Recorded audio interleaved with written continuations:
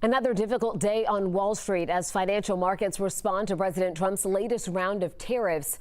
This week, our Jonathan Martin talks about the fallout with NBC's Kristen Welker as the president asks Americans to be patient. Well, I mean, it's to be expected. This is a patient that was very sick. We really inherited a terrible economy, as you know.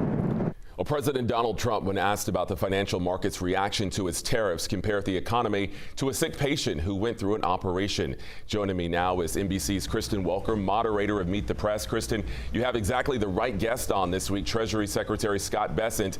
We've seen the stock market plunge the last 2 days, although there are some encouraging job numbers coming out today. So when you add in the Federal Reserve chief predicting slower U.S. economic growth, how patient are Americans and specifically Republicans willing to be with the administration?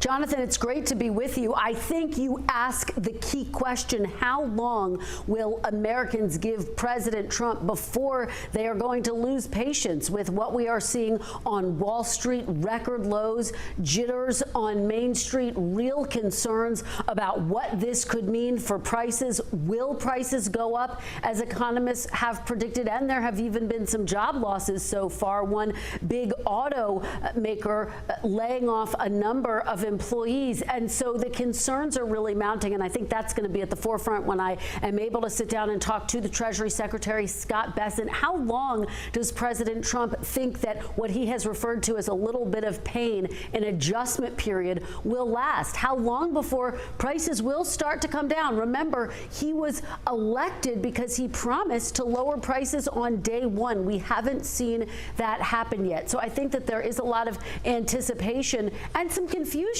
as well, Jonathan. And I have to tell you, I've been talking to some of the president's allies and Republican strategists who say what President Trump needs to do right now is start explaining his policies, his vision for this trade war to the American people. How long is the trade war going to last? How much pain will they feel? And when will it all be over, Jonathan? And Kristen, finally, the TikTok saga lives on. We got to talk about that. President Trump says people are interested in buying it, but no deal, at least not yet. Yeah, there's going to be another extension by President Trump, and this is incredibly fraught. There had been some companies that came forward expressing interest in taking over ownership of TikTok amid, of course, those concerns that it was a security liability. So we're going to be talking to our guests about all of that. In addition to the Treasury Secretary, I'll also be talking to Oklahoma's Republican Senator James Lankford, as well as Senator Adam Schiff of California. We'll talk to him about that and the future of the Democratic Party, Jonathan. A lot to unpack. Yes, a whole lot. Meet the Press airs Sunday morning at 10, followed by the Georgia vote here on 11 Alive. Kristen, thanks so much.